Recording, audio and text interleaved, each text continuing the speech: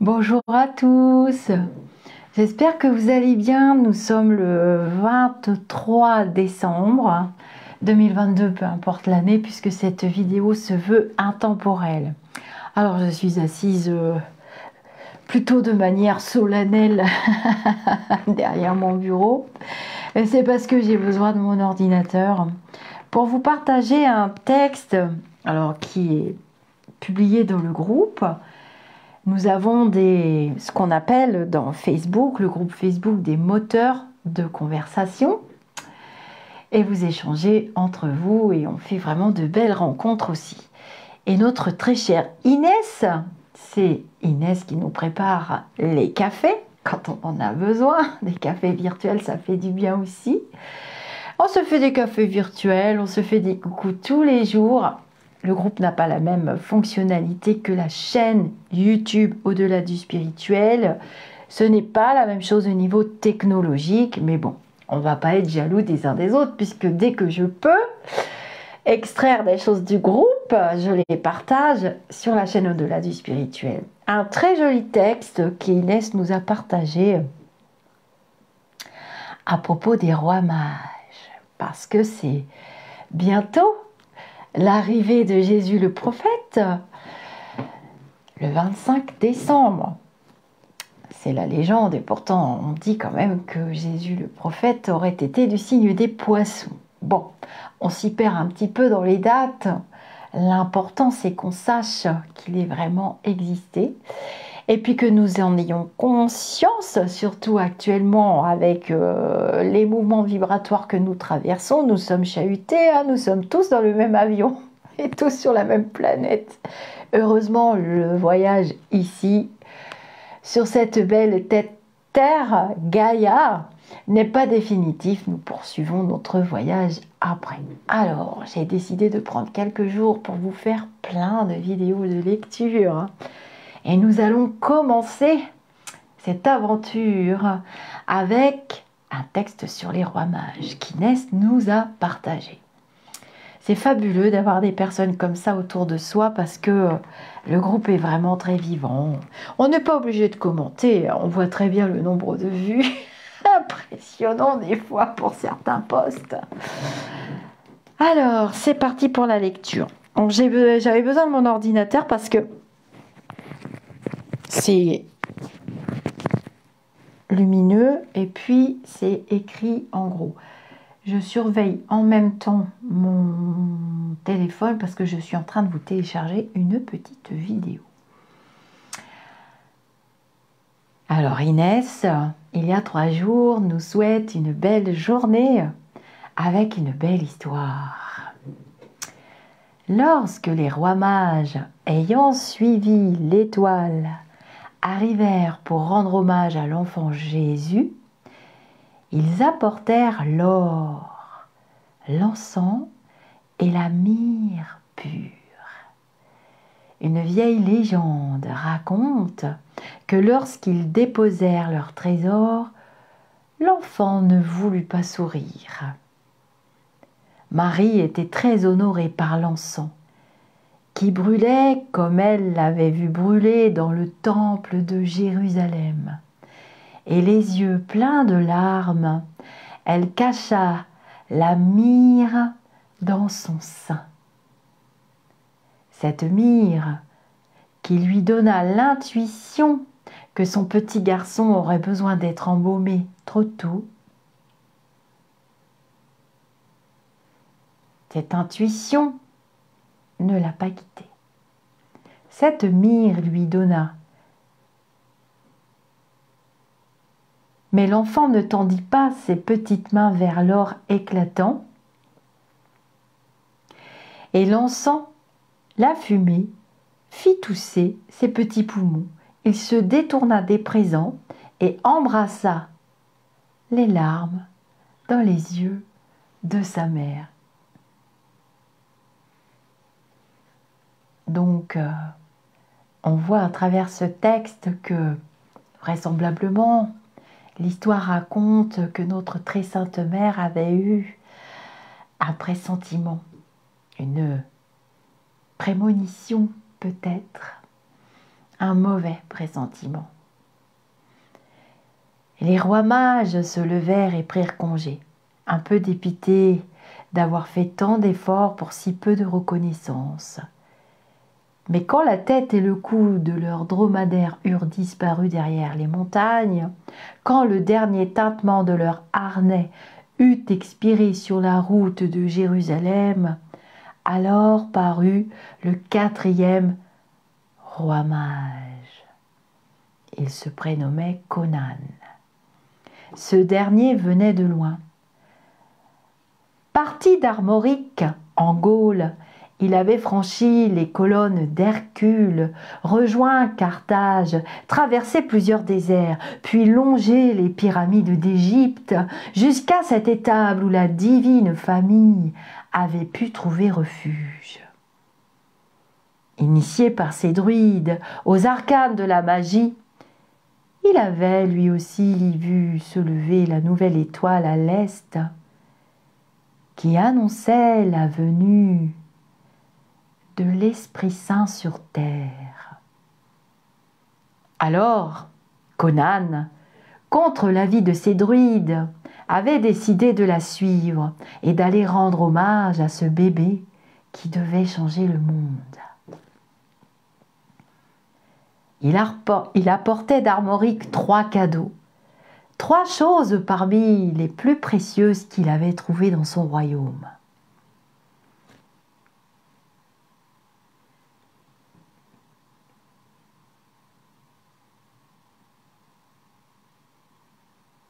Une ceinture en byssus, le tissu des dieux, un coffre de pièces d'argent des mines du Helgoth près de Carhaix et l'énorme perle d'une huître pêchée dans la baie de Douarnenez. L'étoile s'était arrêtée au-dessus d'un petit village du royaume de Juda appelé Bethléem. Il ouvrit lentement les portes de l'étable et pénétra à l'intérieur. Quelques lampes à huile éclairaient faiblement les murs d'argile, tout juste bons à protéger les bêtes des rigueurs du climat. En ce jour de solstice d'hiver, la lumière reprenait le dessus sur les ténèbres et la venue de ce nouveau-né qu'il découvrait dans les bras de sa mère augurait d'un avenir où Dieu serait réconcilié avec les hommes. L'arrivée de cet inconnu au visage si pâle surprit les occupants de l'étable. Joseph, qui était en train de retourner le foin de la mangeoire afin que l'enfant puisse passer une bonne nuit, s'arrêta et le contempla. Conan le salua dans sa langue, dont il avait appris les rudiments avec ses compagnons de voyage occasionnel, car cela faisait plus d'1 an qu'il avait quitté l'Armorique. Joseph l'invita à entrer. Il y avait dans l'air une odeur d'encens. Avec 1000 précautions, Conan s'approcha de Marie. Elle berçait l'enfant Jésus. Et Conan s'agenouilla devant ce dernier.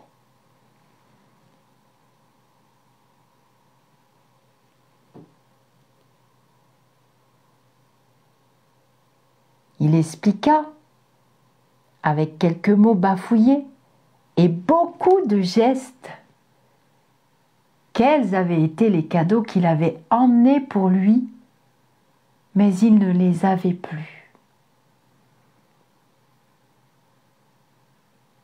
Conan raconta.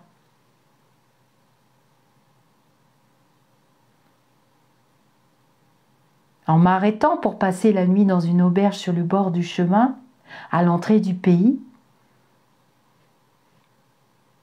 j'ai vu un vieillard très malade, tremblant de fièvre, étendu sur une simple couverture à même le sol.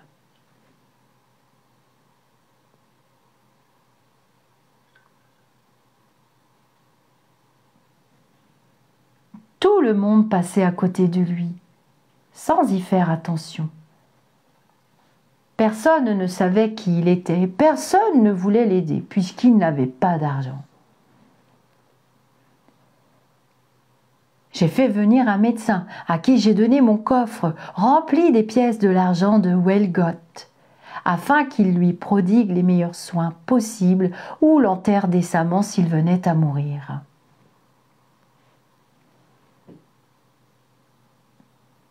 Le lendemain, je suis repartie, toujours en suivant l'étoile.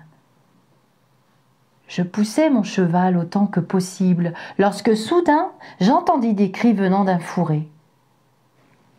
Alors, je saute de ma monture et je trouve des soldats qui s'étaient emparés d'une jeune femme et s'apprêtaient à la maltraiter pour la vendre comme esclave. Ils étaient trop nombreux. Je ne pouvais songer à me battre avec eux. Je suis allée voir leur chef et lui ai donné la ceinture de Bisus que je te destinais, afin qu'il libère cette jeune femme, que j'ai ensuite raccompagnée dans sa famille. L'après-midi, alors que je me désespérais de n'avoir qu'un cadeau pour toi, j'arrivais dans un village en flammes. Oh, les soldats du roi Hérode avaient passé au fil de l'épée tous les bébés mâles. Je craignis pour ta vie. Mais l'étoile continuait de m'indiquer la route à suivre, me faisant comprendre par là que tu étais toujours vivant. J'étais presque sortie du village lorsque je vis un des guerriers tenir par un pied un bébé encore vivant, le faisant balancer comme s'il s'agissait d'un jouet, prêt à le lancer pour qu'il s'empale sur l'épée de son compagnon que celui-ci tenait dressé à quelques mètres devant lui. Une femme à côté poussait des cris affreux.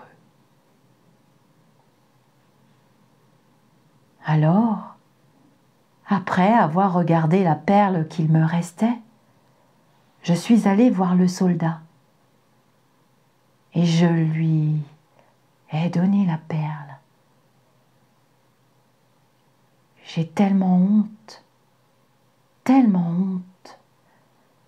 de ne plus avoir à t'offrir quoi que ce soit. Je te demande pardon, Seigneur. Pardonne-moi, Seigneur. Le silence régna dans l'étable. Quand le roi Conan eut achevé sa confession.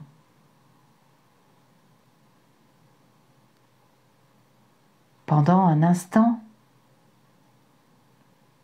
il resta là, à genoux, le front appuyé contre le sol,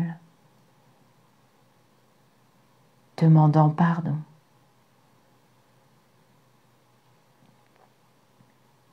Marie prit alors la parole et elle lui dit simplement: « Je crois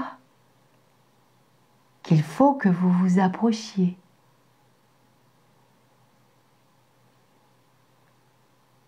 Conan leva alors les yeux et il vit, blotti contre le sein de sa mère, le bébé qui s'était tourné vers lui et qui lui tendait les bras.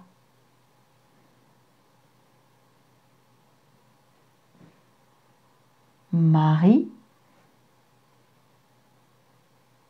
déposa alors l'enfant au creux des bras de Conan, le roi, qui venait d'Armorique. Le bébé regarda alors le roi dans les yeux, pendant un instant où le temps se figea.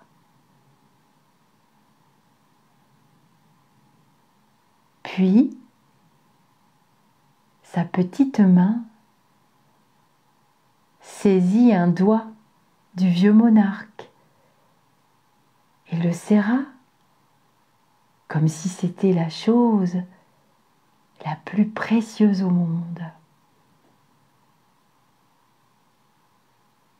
Une larme tomba alors de l'œil de Conan, le roi d'Armorique, tandis que le bébé lui adressa un merveilleux sourire, plein de reconnaissance, puis s'endormit.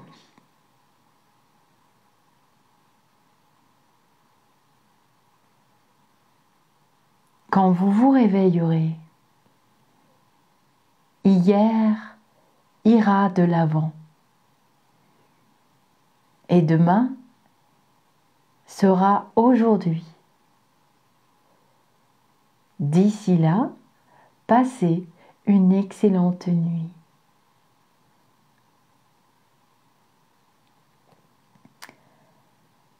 Alors voilà pour cette très jolie histoire qui m'a bien plu. Je remercie Inès pour son choix.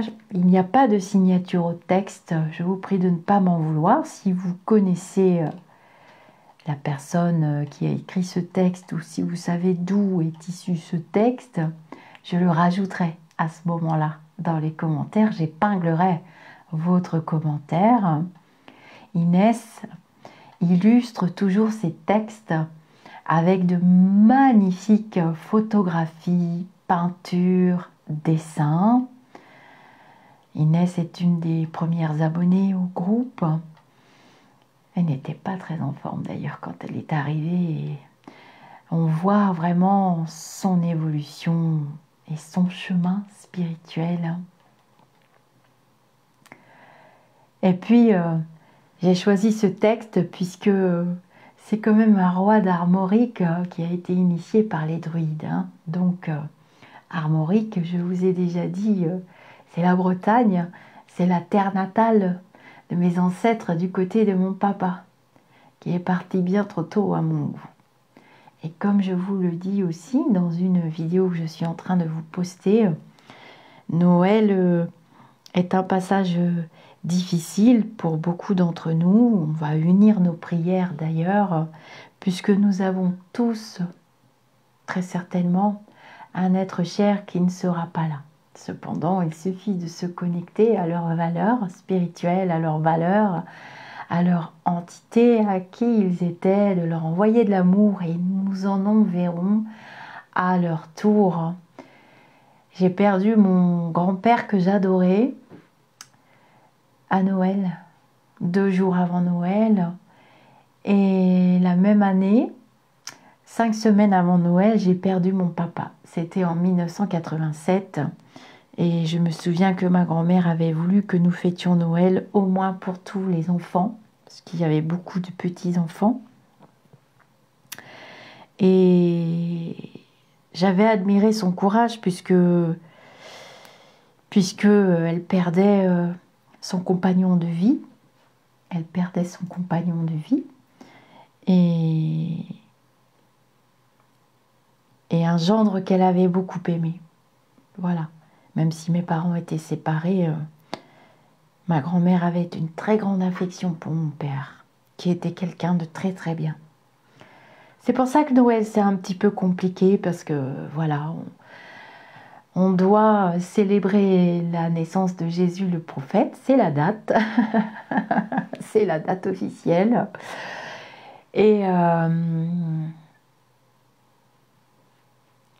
retrouver des valeurs essentielles et retourner à l'essentiel, c'est prier, c'est s'unir, c'est partager le pain et le vin, c'est s'aimer comme il nous a aimés, ce sont ses propres paroles du prophète Jésus. Je sais qu'il y a beaucoup de personnes d'autres confessions, notamment musulmanes ou sans confession tout court, qui fêtent quand même la fête de Noël et qui en profitent pour se rassembler en famille. Je vais avoir une pensée toute particulière aussi pour les personnes qui sont seules, pour les personnes qui sont malades. J'ai souvent travaillé aux fêtes de Noël auprès des personnes malades ou des personnes en maison de retraite ou des personnes handicapées, puisque dans la fonction d'un soignant, on doit travailler selon un roulement de planning, et y compris les fêtes religieuses, les fêtes, les ponts, bref. Et